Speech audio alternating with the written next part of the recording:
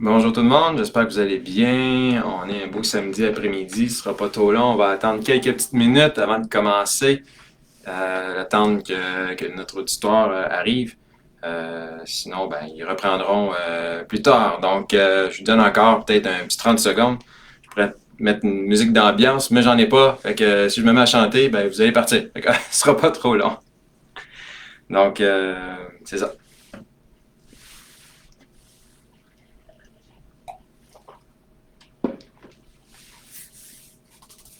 Ben, je peux peut-être commencer avec une petite histoire qui explique pourquoi que je suis tombé un peu là, dans les finances. Et tout ça a commencé, je dirais, il y a environ plusieurs années, une trentaine d'années, je dirais même. J'étais un enfant d'un quartier et tous les enfants rêvaient de jouer au hockey là, dans la Ligue nationale. Et qu'est-ce qui est arrivé, c'est que, bon, je viens d'une famille de 5 enfants. Et à un moment donné, mes parents, je les ai surpris de jaser de finances, mais pas dans le bon sens, mais plutôt dans le sens comment qu'on va faire pour inscrire les enfants au hockey. Et à ce moment-là, j'ai compris peut-être la situation familiale et financière dans laquelle je vivais.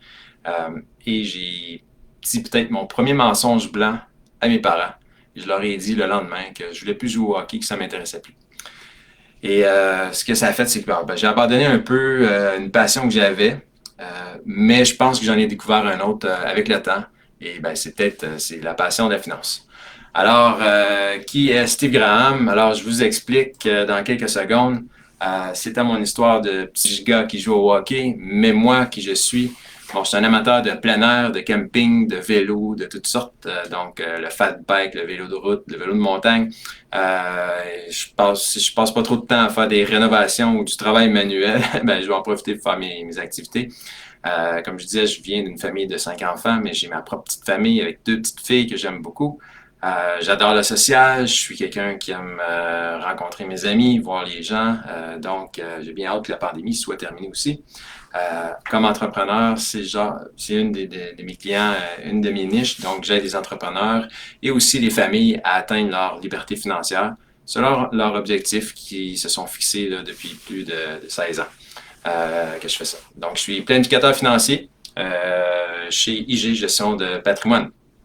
Donc, si on regarde la prochaine, qui je suis avec mon équipe, donc, vous voyez ma belle figure, mais j'ai une adjointe qui est René qui travaille pour moi, j'ai Mathieu qui est mon directeur qui est dans mon équipe.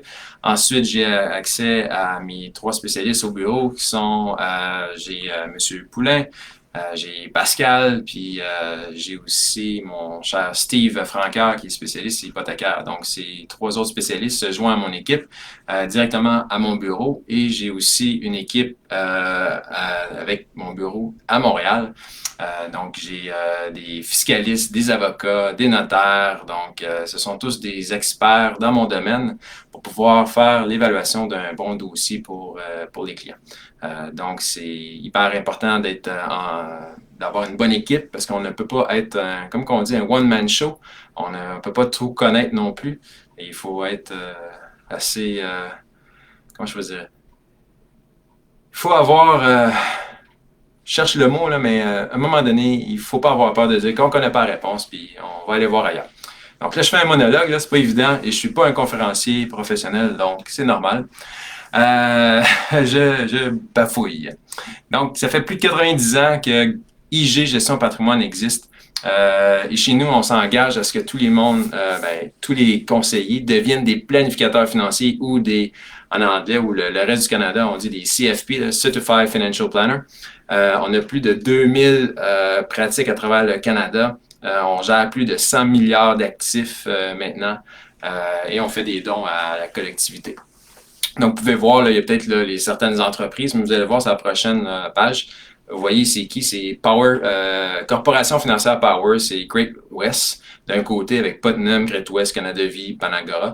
Puis de l'autre côté, c'est IG Gestion financière, avec IG Gestion patrimoine, qui est moi, McKenzie, Investment Planning. Puis peut-être aussi d'autres compagnies qu'on peut peut-être reconnaître, mais Wealth Simple fait beaucoup plus parler dernièrement. C'est ce qu'on appelle des Robot Advisors, qui fait aussi partie de notre entreprise. Les partenaires avec qui on travaille, pour faire de la planification financière. Bon, ben, ce sont les partenaires les plus renommés au Canada. Vous reconnaissez sans doute là, des titres là, ou des noms peut-être à l'intérieur. On fait affaire aussi avec des services en assurance Canada Vie, Manuvie, RBC, Sun Life. Et on a deux banques là, qui travaillent, qui nous aident pour fournir des produits pour nos clients. Quand on fait la planification financière, il y a 6 piliers. Et parmi les 6 piliers, bon, mais il y a est-ce qu'on a suffisamment de revenus? D'où sont les sources de revenus? La gestion efficace. OK? Donc, c'est ce qu'on fait, un des piliers. Ce qu'on appelle le cash flow en anglais. La préparation, qu'est-ce qui arrive s'il arrive un imprévu? Donc, c'est ce qu'on fait ici. La planification des dépenses importantes. L'achat d'un chalet, un mariage, un voyage en particulier. Maximisation du succès d'une entreprise ou de la vente d'une entreprise. Donc, j'aide beaucoup les entrepreneurs. Donc, c'est un des volets que je travaille. Optimisation de la retraite. Ça, c'est le volet qu'on va regarder aujourd'hui plus en détail. Et transmission d'un patrimoine, ça, c'est pour certaines personnes qui ont accumulé un certain actif, mais comment qu'on fait en sorte de transférer un maximum du patrimoine à la prochaine génération ou la deuxième qui suit. Donc, aujourd'hui, on s'attarde plus sur l'optimisation de la retraite. Donc, comment on crée un plan? Donc, premièrement, il faut déterminer les objectifs de la retraite. OK, évidemment, c'est comment qu'on fait? C'est on prend une photo de c'est quoi nos actifs, c'est quoi nos passifs. Donc, c'est notre portrait basé sur on l'appelle ici un instantané, mais basé là-dessus, on peut planifier peut-être là, des alternatives ou des stratégies qui pourraient l'optimiser. Fait qu'on détermine c'est quoi vos objectifs. Moi, j'aimerais peut-être prendre ma retraite à 40 ans, 45 ans, 55 ans, 70 ans. Il y en a qui disent je veux pas arrêter de travailler. Donc, et chaque cas est différent, et on évalue vos dépenses. Puis pour ça, pour évaluer vos dépenses, ben c'est quoi votre coût la vie? C'est qu'est-ce que vous dépensez? Combien ça vous coûte par mois pour vivre? Basé là-dessus, on est capable de savoir un peu où on s'en va. Donc ensuite, d'où vont venir vos revenus à la retraite?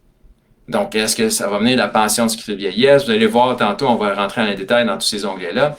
On va calculer vos besoins. Donc, d'où vient votre argent? Quels sont vos besoins? Puis, on va essayer de trouver c'est quoi les lacunes. Déterminer les stratégies qui conviennent à votre situation. Donc là, à ce moment-là, il y en a que ça va être, là, on va mettre de l'argent dans des REER, d'autres ça va être dans des CELI, d'autres ça va être là, du décaissement plus rapidement que d'autres. Chaque situation est unique. Donc, il y a des gens qui pourraient peut-être se faire dire « Ah, des REER, c'est pas bon. » Mais c'est peut-être pas bon pour une personne, mais c'est peut-être excellent pour d'autres. Donc, c'est pas parce qu'on travaille les deux pour le même employeur qu'on se fait dire quelque chose que c'est nécessairement bon ou pas bon. Donc, il faut faire attention. Fiez-vous à vos experts, fiez-vous à vos planificateurs financiers pour vous donner moins l'heure juste. Ensuite, il y a des maximisations de cotisation, donc il y a des limites de qu'est-ce qu'on peut contribuer dans certains régimes là, qui sont contrôlés par le gouvernement. Ensuite, il y a la prochaine page, processus de planification du revenu de retraite. On commence par calculer c'est quoi les revenus qu'on va avoir, quelles sont les dépenses à la retraite, déterminer le manque à gagner. On calcule les taux de retrait. Ensuite, les taux de retrait, vous allez le voir tantôt, là, on rentre dans les détails, mais plus on retire des montants élevés, ben, moins d'argent qu'on va avoir. C'est tout à fait... c'est base. J'ai oublié un mot. Mais c'est simple à comprendre. Déterminer la durabilité du revenu. Choisir les produits et solutions qui vous conviennent. Donc ça, c'est ensuite on fait un tour, puis un plan, ben ça doit être révisé. C'est pas quelque chose qu'on met en place puis qu'on l'oublie. Il faut le réviser. À chaque année, il y a des changements, et même un petit peu plus tard, là, il peut y avoir des lois qui peuvent changer, donc ça peut avoir un effet là, sur notre situation. Donc, déterminer vos objectifs de la retraite. Il y a des gens qui auront besoin simplement peut-être de 70% de leurs revenus, puis même c'est très courant, on l'entend parler dans la région Capitale-Nationale, on entend là, des fédéraux, des gens qui travaillent au gouvernement fédéral qui vont se dire, bon ben tu sais, 70% de ton revenu, c'est ce que ton fonds de pension va te donner, ça devrait être suffisant pour maintenir le même style de vie une fois rendu à la retraite. Ben, il y a des clients que je peux rencontrer puis que eux, ils vont vraiment comme dépenser 100% de leur paye, ce qui fait en sorte qu'à un moment donné, ce qu'ils ont besoin, puis c'est peut-être 80% qui ont besoin, non pas 70%, donc il y a un manque. C'est pas fréquent, là. C'est assez fréquent. Je fais des plans que je me rends compte, c'est que les gens vivent quand même pas au-dessus de leur paye parce qu'ils sont pas nécessairement endettés, mais ils ont un style de vie quand même assez élevé, qu'une fois rendus à la retraite, les revenus diminuent quand même. Donc, quand les revenus diminuent, ben, si on veut maintenir le même style de vie, ben là, il risque d'avoir un problème. Mais je connais pas grand monde non plus qui veut arriver à la retraite puis diminuer son style de vie. Les gens, quand ils arrivent à la retraite, ils veulent le maintenir, puis même souvent, l'augmenter. Donc, les gens qui commencent à dire, ben, je voyageais une fois par année, puis ils arrivent à la retraite, puis ils vont voyager 2 fois par année, ben, à ce moment-là, ils vont augmenter certaines dépenses. Donc, c'est ce qu'il faut regarder quand on fait des rencontres là, avec les gens. Donc, quel est le besoin que vous allez avoir pour la retraite, votre besoin en argent. Donc, quand on parle de la retraite, c'est comment vous allez vous occuper votre temps. Allez-vous faire du bénévolat ou vous allez faire un autre travail? Quel genre d'activité allez-vous faire? Donc, ce sont les genres de questions qu'il faut se poser pour bien se situer, pour savoir une bonne image de comment va être notre retraite. Il faut en parler aussi avec son planificateur parce que il va être en mesure de mettre au moins en ligne, est-ce que c'est réalisable ou pas le plan que je veux faire. Donc, les dépenses, est-ce qu'ils vont changer? Quel est notre actif et nos dettes? Bien, évidemment, ça fait partie du portrait qu'on prend. Mais pouvez-vous supporter que la valeur de vos placements fluctue? Donc, c'est quoi votre tolérance au risque? Et basé là-dessus, on commence à avancer dans un bon plan de retraite. Y a-t-il un écart entre qu'est-ce que vous avez souhaité avoir à la retraite et la réalité? Puis c'est ça que j'explique quand que je rencontre des clients, c'est que s'ils dépensent toute leur paye à 100%, puis ils font pas d'épargne, c'est pas vrai que juste leur fonds de pension va être suffisant. Il va se créer ce qu'on appelle un écart. Puis là, à ce moment-là, il va se retrouver avec un manque. Mais j'ai vu aussi le contraire. J'ai vu des gens qui ont vraiment peu dépensé et très bien épargné, puis ils arrivent à la retraite, puis ils ont beaucoup plus d'argent que qu'est-ce qu'ils ont de besoin. C'est aussi fréquent, ce genre de situation-là. L'idéal, c'est de se retrouver avec un juste milieu, là, où on arrive avec un équilibre, pas en avoir trop, mais pas en avoir pas assez non plus. Donc ça serait l'idéal. C'est ça qu'on essaie de combler. Plus on est jeune, plus on peut cibler, mais plus à un moment donné, on fait un plan, puis on est déjà avancé, ben, on regarde ce qu'on peut faire avec notre situation actuelle. Il y a aussi la longévité, hein. Les gens ont vieilli de plus en plus. Quand on regarde un plan financier, on essaie de voir c'est quoi l'espérance de vie, mais pas à la naissance, mais l'espérance de vie à l'âge atteint. Quand on regarde des couples, ben, il y a peut-être un des deux membres du couple verrait peut-être son espérance de vie 90 ans, mais maintenant, selon l'IQPF, l'Institut québécois des planificateurs financiers, on tombe souvent à plus de 95 ans comme plan. Donc ça, c'est juste pour s'assurer qu'on ne manquera pas d'argent lorsqu'on fait un plan financier. Pourquoi votre plan doit inclure des dépenses de soins de santé? Hein, moi, j'imagine très bien, il y a des moments où on voit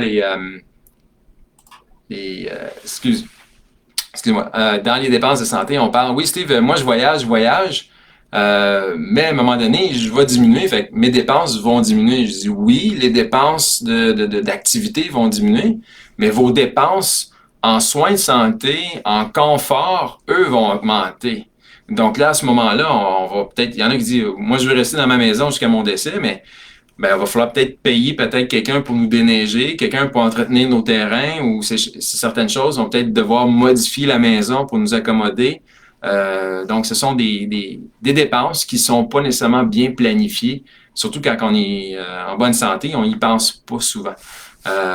Aussi, ben, les soins de santé, ben, dans le domaine public, ben, on le connaît, on le sait que ça a ses lacunes, mais pourquoi pas des fois aller dans le privé. Donc, c'est peut-être plus rapide, mais ça a un coût. Donc là, pour ça, ben, ça peut augmenter. Puis on parle pas de frais médicaux à l'étranger, là, mais ça peut être aussi là, des options. Quand on regarde ici l'inflation, ça, c'est le coût de la vie. Si aujourd'hui, j'achète une livre de beurre, ça me coûte 5 $, puis dans un an, elle me coûte 6 $, c'est ce qu'on appelle l'inflation. Bon, aujourd'hui, si on fait le contraire, c'est qu'on a un actif de 1 million sous gestion, puis on va dans le temps, mais le même million, combien qu'il va valoir? Ben, il va valoir moins parce que les coûts vont avoir augmenté. Donc, ma livre de beurre va avoir augmenté, mon essence va augmenter, beaucoup de choses vont avoir augmenté. Donc, avec le même million, ben, si j'ai un coût de la vie qui est 2%, qui est très près de notre réalité aujourd'hui, ben, dans 24 ans, ça représente 615 000. Donc, ça veut dire que c'est plus le même million que j'avais. Donc, il faut prendre en considération le coût de la vie. Mais plus le coût de la vie augmente, et sur le long terme, et plus ça a un impact sur notre planification financière. Ce qu'il faut avoir, c'est qu'il faut aussi penser que pour contrer l'inflation, ben on va prendre des investissements. Donc, on va dire, OK, on va prendre un placement. Mais si mon placement est trop prudent, donc je pense entre autres là, à des certificats placement garantis, mais aujourd'hui, dans les années 2020, les 2021, les certificats placement garantis rapportent très peu de rendement, tellement bas que c'est loin de battre l'inflation qui est autour de 2%. Donc, qu'est-ce qui arrive? C'est que la prudence, ben, c'est aussi un risque, le risque d'avoir son pouvoir d'achat diminué. Donc, c'est ce qu'on fait, c'est qu'on essaie d'avoir un portefeuille qui va être un petit peu plus équilibré, mais il faut toujours que le portefeuille respecte votre tolérance au risque. Donc, c'est certain que faire des investissements, ben, il faut choisir ça en fonction de qu'est-ce qu'on est capable d'accepter des fluctuations quand on regarde nos relevés à tous les 3 mois, où il y en a qui regardent une fois par année, puis il y en a qui regardent à tous les jours. Donc, il faut savoir lequel qui nous convient le mieux. Ensuite, si je vous donne un exemple sur du long terme, comment fonctionnent un peu les marchés, comme ici, c'est le marché canadien. On peut voir là, les grandes dates, là, décembre 57, mai 70, septembre 74, juin 82, août 2001 et décembre 2008. Ça, c'est les 12 mois de la bourse, comment ça a chuté. Mais si on regarde après, 12 mois après que ça a chuté, on voit les rendements qui ont augmenté. Donc 31, donc si je pense ici on parle de 21% négatif, après ça c'est monté à 31, puis après ça, ça a fait 11% par année pour le prochain 5 ans. Donc vous voyez, il y a quand même là du bon potentiel sur du long terme. Et ici, on voit en 70, c'était 8% par année que ça a donné par après. En 74, 22, 27, 12 et 12%. Donc, sur du long terme, il y a possibilité de faire des bons rendements avec un marché. Puis ça, on parle d'un marché dynamique. On ne parle pas de faire que c'est le portefeuille pour tout le monde, mais c'est un portefeuille qui est 100% en action, vu que c'est le TSX. C'est juste pour vous montrer que même si les marchés chutent, ben ça remonte. Okay? Donc, imaginez-vous là, quelqu'un qui joue un yo-yo puis qui monte un escalier. Le yo-yo, c'est vos portefeuilles. Donc, à tous les jours, ça monte et ça descend. Mais sur du long terme, on monte un escalier, donc le yo-yo finit par être plus haut avec le temps. Donc, c'est un peu comme ça qu'on peut peut-être imaginer les portefeuilles. Donc, les taux de retraite peuvent avoir un impact de longue durée sur un portefeuille de placement. Donc, c'est ce que je parlais tantôt, c'est plus on a un portefeuille, ici on parle d'un exemple, un portefeuille de 500 000 $, puis si on commence à faire des retraits de 4%, puis on l'ont mis dans le temps, on voit que les portefeuilles vont augmenter. Si on met à des retraits de 5%, ben, il finit qu'il augmente, mais il stagne. Mais plus on augmente, à peu près 6, 7, 8, à un moment donné, c'est certain qu'il va manquer d'argent. Donc ça, c'est ce qu'on regarde. On va s'assurer que les pourcentages de retrait sont d'un certain alentour du 4% de nos actifs, 4 à 5% pour au moins s'assurer qu'il va en rester ou on n'en manquera pas. Maintenant, on va prendre le volet un peu, c'est comment qu'on crée notre revenu de retraite. Premièrement, il faut savoir d'où va venir notre argent. Est-ce qu'elle va venir du gouvernement? Est-ce qu'elle va venir de notre fonds de pension dans lequel on a contribué? Est-ce qu'on va venir de nos propres réserves? Donc, si on regarde un peu, les revenus garantis qui vont venir, ben, il y a la Régie des rentes du Québec ou le régime de pension du Canada, donc qui sont égales, qui sont pareils, que eux, on contribue si on a travaillé toute notre vie. Donc, si on travaille puis on a un salaire qui est au-dessus de la moyenne, puis on a fait ça pendant 35 années de notre vie, même si c'est 40 ans, je ne me trompe plus là, avec les calculs, il faudrait vérifier. Mais ça va nous donner à peu près un revenu qui va de 12 à 15 000 par année, qui va venir peut-être un peu moins, ça va dépendre si on a moins travaillé. Donc ça, c'est en fonction de qu'est-ce qu'on a contribué nous-mêmes et que notre employeur a aussi contribué à un régime. La sécurité de vieillesse, ça, c'est qu'est-ce qui va venir du gouvernement fédéral. Et c'est pourquoi je vais mettre un petit bémol là-dessus, c'est que elle est perçue à même les impôts. Donc, elle n'est pas nécessairement garantie. Si les lois changent dans le futur, Ça se pourrait bien que la sécurité vieillesse soit, mettons, pour des personnes d'un âge supérieur, ou parce que ça a déjà été le cas, c'était planifié à un moment donné, le gouvernement, je pense, conservateur avait mis ça pour 67 ans, et quand les libéraux ils ont rentré en place, ils ont changé ça pour 65 ans. Donc, je crois que ça se pourrait que ça soit changé dans un certain futur. Euh, pour moi, étant plus jeune et peut-être mes plus jeunes clients, souvent ce que je fais un plan, c'est que j'essaie de l'éviter dans le plan parce que ça se peut très bien qu'elle ne soit pas disponible. Il va y avoir des régimes de prestations déterminés, comme les fonds de pension là, des gens qui ont au gouvernement fédéral, comme enseignants. Donc, ce sont des prestations déterminées. Il y a aussi ce qu'on appelle des rentes, des produits qui vont venir de produits d'assurance. Donc, là, c'est ce qui va créer une rente. Donc, c'est comme un revenu fixe pendant un certain nombre d'années ou jusqu'à notre décès. Les placements, donc les revenus fondés sur l'actif, donc c'est des placements qu'on fait personnellement. Donc, les deux principaux qu'on connaît, bon, ce sont surtout les REER et les CELI. Quand je dis les principaux qu'on connaît, c'est surtout ceux-là qui sont enregistrés auprès du gouvernement. Donc, il y a des limites, là. On ne peut pas en mettre autant qu'on veut en REER, puis la même chose dans les CELI. Le placement non enregistré, c'est tout l'autre actif qu'on détient, mais le gouvernement ne sait pas combien qu'on détient, donc c'est non enregistré. Donc, on pourrait avoir, c'est infini la limite qu'on peut avoir, mais on paye de l'impôt sur ces placements-là à chaque année. Donc, ça a un impact fiscal. Donc, on va essayer de privilégier peut-être les CELI ou les REER, mais les placements non enregistrés, bien évidemment, quand on en a, ben là, quand on fait des profits aussi, ben on va recevoir un relevé pour pouvoir mettre à nos rapports d'impôt. Il va y avoir le régime à cotisation déterminée. Donc ça, c'est quand pour les gens qui travaillent avec un employeur, qu'au lieu d'avoir une prestation déterminée, ils vont avoir une cotisation déterminée. On sait combien qu'on met dedans. À tous les mois ou à toutes les payes, on sait qu'on met un certain pourcentage de notre paye dans notre régime, mais rendu à la retraite, ben, c'est le montant qui va être rendu qui va déterminer si on va avoir suffisamment d'argent ou pas. Donc, le risque est plus sur le dos de l'employé, tandis qu'ici, le risque est sur le dos de l'employeur. Quand je parle du risque, c'est si pour manquer de l'argent à un moment donné, l'employeur ici, il va mettre de l'argent dans le fonds de pension pour s'assurer que la pension, le montant ne diminue jamais. Ici, comment ça fonctionne? C'est que s'il manque de l'argent, mais c'est l'employé qui va devoir trouver d'autres alternatives pour ne pas manquer d'argent. Donc, on en regarde ici avec les revenus garantis. Évidemment, le régime de pension, j'en ai parlé un peu, là, mais je n'irai pas trop en détail, mais tu sais, c'est la régie, il faut présenter une demande, commencer à recevoir des versements. Donc, j'en ai parlé. Sécurité vieillesse, j'en ai parlé un peu aussi, c'est sous forme mensuelle. Les régimes parrainés par l'employeur, bon, ben, on a le régime de retraite à prestations déterminées que je parlais, c'est le revenu garanti. Puis pour le régime à cotisation déterminée, ça, c'est le revenu fondé sur l'actif. Donc, c'est ce que je vous ai expliqué il y a 2 secondes. Le REER collectif, qui est revenu qui est fondé sur l'actif, puis les régimes à prestations différées, donc je parlais tantôt, là, mais c'est d'autres épargnes qui est faite par l'employeur, qui est revenu fondé sur les actifs. Donc, plus on a d'actifs, plus notre revenu peut être élevé, puis moins on en a, moins on a de revenus. Donc, revenu fondé sur l'actif, le REER, mais ce qui est intéressant, c'est quand on met de l'argent dans un REER, ben on a un remboursement ou un retour ou une diminution d'impôt, une réduction des retenus d'impôt.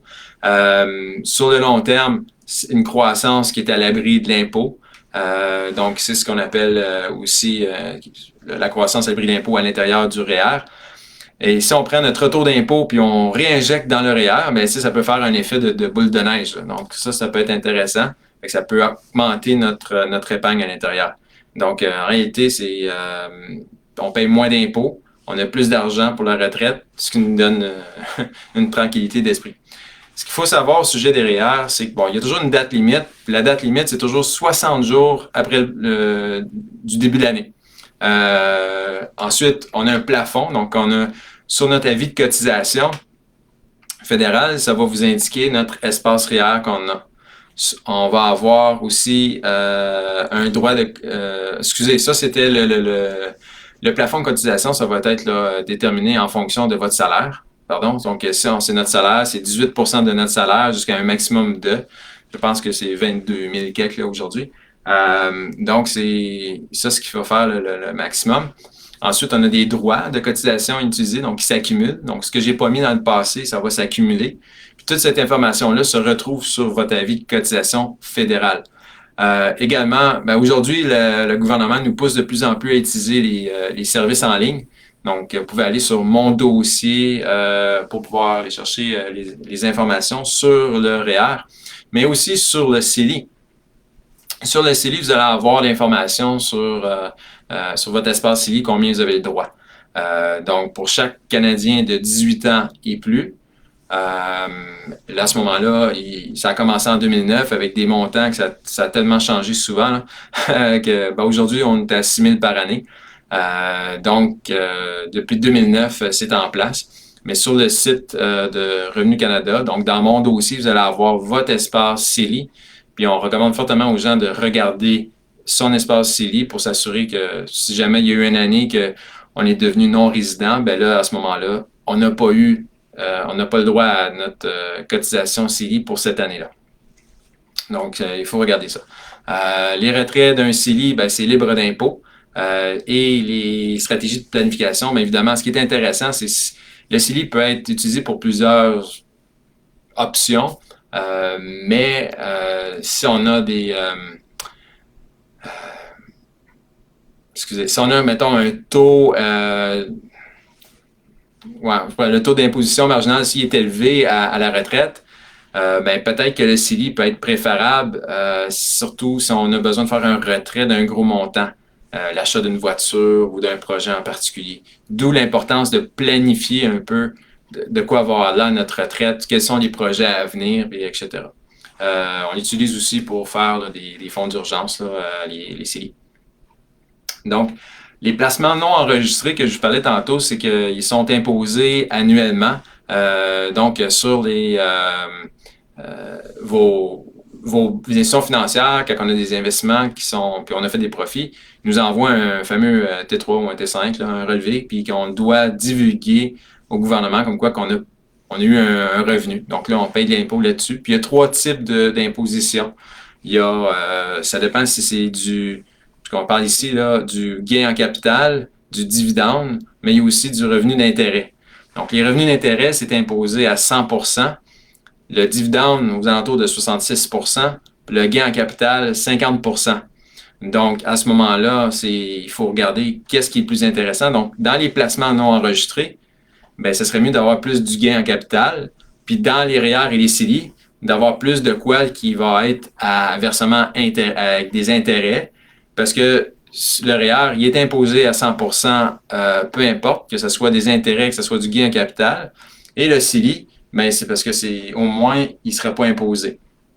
Donc, un équilibre, si on se retrouve avec du placement non enregistré, il faut penser à équilibre. Puis à ce moment-là, on regarde les portefeuilles puis on réajuste.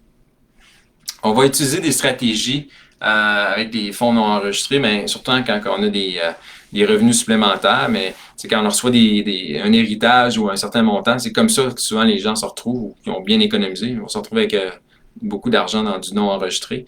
Là, on peut commencer à des stratégies comme faire des dons quand on devient des dons philanthropiques.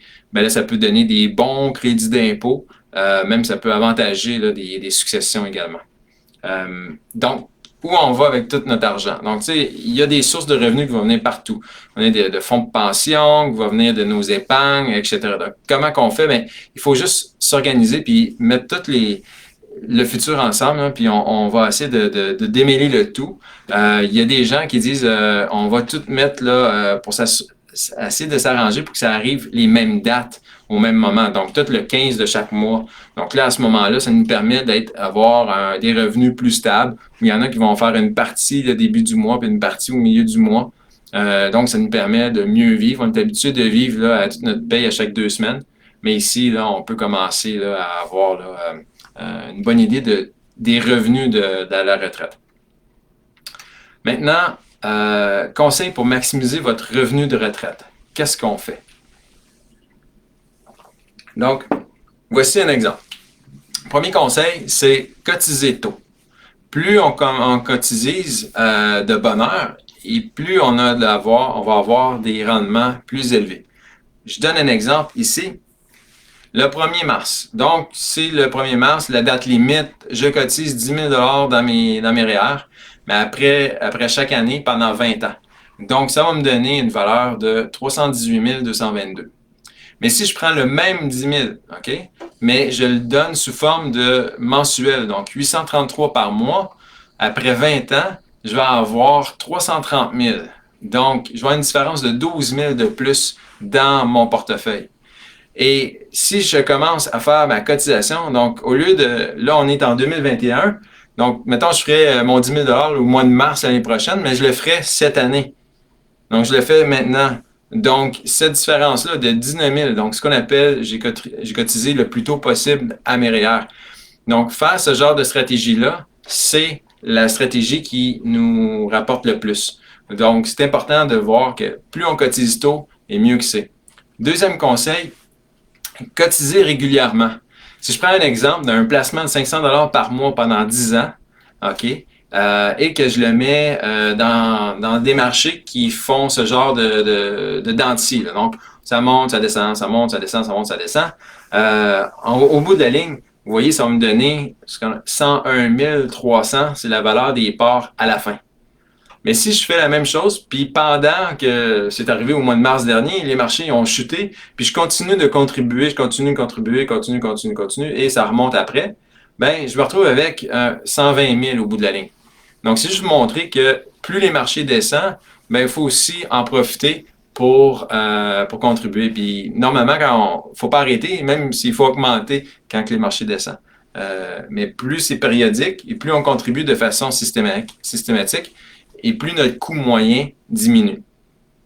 Donc, quand vos revenus augmentent, ben, vos épargnes devraient augmenter également. Donc, on parle ici d'un exemple là, de quelqu'un qui gagnait 50 000 par année, qui réussit à épargner 250 par mois, mais que 3-4 ans plus tard, changement, promotion, changement de carrière ou peu importe, il se retrouve qu'il gagne 100 000. Mais dans ses épargnes, il devrait aussi augmenter. Là. Donc, on parle d'un autre conseil, c'est si vos revenus augmentent, ben, augmentez vos contributions d'épargne. Puis souvent, ben, vous pouvez demander à votre planificateur de mettre en place un système qui fait que ben, augmente les dons automatiquement au coût de la vie. Donc là, à ce moment-là, ça permet de s'assurer que les épargnes augmentent avec le temps. Un autre conseil, c'est quand on arrive avant d'avoir 65 ans, ben, on peut faire du fractionnement. Mais après, si vous prenez votre retraite après votre 65e anniversaire, ben, on peut fractionner le fer. Quand on parle de fractionnement, ben, ça veut dire qu'il y a une partie, mettons, j'ai une conjointe, donc j'ai une partie de mon revenu que je mets sur mon rapport d'impôt, puis une autre partie que je peux mettre sur le rapport d'impôt de ma conjointe. Donc ça, c'est elle qui va être imposée sur ça. C'est juste une façon fiscalement de diminuer de l'impôt avec le fractionnement. Mais si on veut prendre notre retraite avant 65 ans, bien là, à ce moment-là, ça serait le REER de conjoint qui pourrait être mis en place plusieurs années auparavant, qui nous permettrait de pouvoir faire du fractionnement de revenus avant 65 ans. Donc, un REER de conjoint peut vous aider à équilibrer les revenus, mais ça, il faut planifier. Quand on arrive à 64 ans, il est un peu trop tard là, pour faire ce genre de stratégie. Donc, le REER de conjoint, on parle un peu un exemple. Là. Donc, si on a un taux d'imposition, là, je sais pas c'est quelle province, par exemple, c'était pris, c'est pas au Québec, parce qu'au Québec, ce serait un petit peu plus. Là. Mais ça, c'est le taux d'imposition moyen, non pas le taux d'imposition marginal. Là. Donc, faut pas faut regarder c'est le vrai coût en impôt, le taux effectif. 60 000 représente à peu près 19,95, je pense que c'est un taux d'imposition moyen. Donc, dans l'exemple, ben, ça ferait, après impôt, 48 030. Mais si je faisais un revenu de 40 000 puis un revenu de 20 000, donc des REER, puis fait qu'on a équilibré un peu, mais l'impôt va être diminué aussi. Ce que ça fait, c'est, après impôt, on a 51 900 dans nos poches. Donc, c'est quand même une augmentation. Donc, c'est pas à négliger les REER de conjoint. Même si on peut faire beaucoup plus de fractionnement aujourd'hui, ça reste encore une stratégie ou un conseil qui est pratique. Donc, diversifiez vos portefeuilles. Un portefeuille qui est trop prudent, comme je disais tout à l'heure, va donner un manque de revenus. et l'inflation va, ce qu'on appelle, gruger vos placements, le pouvoir d'achat. Donc, il faut penser à équilibrer son portefeuille pour représenter un peu ce qu'on recherche. Puis, il existe d'autres alternatives que des certificats de placement garantis qui nous permettraient de pouvoir au moins aller chercher un certain rendement qui serait au-dessus du coût de la vie, mais qui ne serait pas prendre des risques là, à pu finir non plus. Là. Donc, encore un exemple d'inflation. 1000 dollars aujourd'hui, combien ça vaut? Mais dans 10 ans, 1000 dollars vaut 820. Dans 20 ans, 673. Puis dans 30 ans, 552. Ici, on va s'attarder à du 2%. Le coût de la vie, plus on va avec le temps, on dirait, puis plus il va se maintenir autour de 2%. Tous les gouvernements essaient de se maintenir autour de 2% avec les ajustements des taux d'intérêt. Donc, l'inflation de 3, 4, 5, 6%, qui ça a déjà été comme dans les autres pays, je veux dire, dans notre pays, il y a autrefois, on était en développement. Mais maintenant qu'on est des pays développés, on se maintient plus autour du 2%. Avec les contrôles là, des intérêts. Là. Si on va dans certains pays, comme en Argentine, au Brésil, l'inflation est beaucoup plus élevée parce que c'est un pays qui est vraiment en développement. Là. Donc, selon le nombre d'années que vous avez avant votre retraite, ben ça a un impact là, sur vos besoins. Ensuite, pourquoi il faut autant... on parle de rap des fois, c'est très populaire. « Hey Steve, je veux retirer de l'argent de mes REER pour acheter une maison et je vais soit ne pas rembourser ou soit je vais rembourser tranquillement. » Mais ce que ça fait, c'est que c'est comme un retrait qu'on fait d'un revenu de nos REER sans payer d'impôts. Et le but, on devrait remettre de l'argent dans nos REER, mais si on le fait même graduellement ou on le fait pas, ce que ça fait, c'est que ça crée une perte de momentum, comme on dit. Puis le 10 000 de REER représente 25 000 20 ans plus tard. Tu sais, aux 20 000 de REER, notre rap, là, souvent, c'est les gens qui peuvent faire des retraits de 20 000, 25 000. Fait que ça représente une perte de 50 000 plus tard ou 63 000. Donc, c'est juste pour montrer à quel point que c'est important de regarder pour d'autres alternatives autres que des retraits dans des REER ou dans des CELI. Surtout les REER parce qu'on avait planifié un objectif pour la retraite. Donc, piger dans l'argent qu'on a planifié pour la retraite, ben ça nuit énormément à un plan financier. Fait qu'on essaie d'éviter ça, puis on trouve d'autres alternatives si c'est possible. Dernier conseil, c'est investir de manière fiscalement avantageuse. Donc, servez-vous d'un REER ou d'un CELI pour des placements lourdement imposés. Donc, ça, je vous en parlais un peu tantôt. Puis, à l'extérieur de votre REER, ben, mettez plus du gain, du dividende déterminé ou du gain en capital dans les placements non enregistrés. Donc, de cette façon-là, les REER et les CELI sont un petit peu plus prudents, puis les placements non enregistrés un petit peu plus modérés, dynamiques. Donc là, ça vous permet d'avoir, et on crée un équilibre, là, ça vous permet d'être plus juste là, par rapport à tout ça. C'est une autre chose que je ne vous ai pas parlé, mais c'est, si on veut déterminer un peu son style de vie à la retraite, si on veut s'assurer qu'on ne manquera pas d'argent, mais commencez par regarder c'est quoi votre style de vie, combien ça vous coûte pour vivre, elle va où votre argent. Trop souvent, je parle avec du monde, puis de tous les âges, là, des jeunes, moins jeunes, des gens retraités. Là, je leur dis, OK, c'est quoi vos dépenses? Avez-vous déjà fait un budget ou regardez où va votre argent? Puis souvent, les gens, quand ils ont un revenu assez élevé, ils vont même pas faire de budget. Ils disent, l'argent rentre, là, c'est correct, puis je vais au magasin, je vais au Costco, puis il n'y a pas de problème. Je peux payer mes cartes de crédit en masse, j'ai pas de problème, je suis pas en retard. Les gens, ils disent, je suis à l'aise financièrement, fait qu'ils n'osent pas faire le travail là, de faire un budget. Mais quand on leur dit puis ils font l'exercice, hein, puis on finit par les convaincre de le faire, là, mais il y a beaucoup là, ils vont apprendre quelque chose. Ils vont apprendre premièrement où vont leur argent, puis souvent ils sont comme waouh, je savais pas que je dépensais autant au Costco. Non, mais je dis Costco là, mais tu sais ça peut être en vêtements, en restaurant, dans des choses qui sont même pas importantes pour eux. Ce qui est important pour eux autres, c'est souvent c'est leurs enfants, leurs petits-enfants, les voyages, ce sont des options. Donc c'est ça qu'il faut regarder quand on regarde là avec la planification, c'est elle va où ton argent? Mais plus ton style de vie est bas, puis plus tu as d'épargne, ben plus tôt peut-être tu peux prendre ta retraite ou c'est pas obligé d'être à 65 ans ta retraite. Une retraite, ça veut dire c'est quand on est libre financièrement, c'est quand on veut arrêter de travailler pour gagner un revenu pour s'assurer qu'on n'en manquera pas. Donc, si on en regarde certaines personnes, puis ils disent, moi j'ai accumulé tant d'argent, mais là, on peut être libre financièrement à 42 ans. On n'est pas obligé d'attendre là, 65 ans. Ça veut dire que maintenant, si vous continuez à travailler, ben, c'est simplement pour le plaisir que vous travaillez. Vous n'êtes pas obligé de vous faire, comment je pourrais dire, je ne peux pas le dire, mais vous n'êtes pas obligé de suivre votre vie pour quelqu'un que vous n'avez pas envie. Là. Donc, vous pouvez choisir là, ce que vous voulez. Euh, Quand on dit, en conclusion, un peu, bon, ben, laissez, laissez les experts peut-être vous aider là-dedans, puis assurez-vous, plus la personne est un expert, comme par exemple un planificateur financier, à ce moment-là, ben, vous allez avoir probablement plus là, une assurance que ça va être un bon travail. Donc, ça assure que quelqu'un, au moins, a fait une formation universitaire là, dans le domaine. Là. Il y a des besoins d'assurance qui sont des fois nécessaires, puis des fois, les besoins d'assurance, c'est pas juste un besoin parce que j'ai des dettes. Ça peut être parce que j'ai un besoin parce qu'il va y avoir de l'impôt. Donc, c'est quelque chose qui peut être regardé. Diminuer les taux de retrait, comme je parlais. La planification successorale qui était aussi un point à regarder. On n'a pas parlé de tant que ça aujourd'hui, mais c'est vraiment quelque chose qui à regarder. Comment on en fait pour en laisser plus à nos héritiers?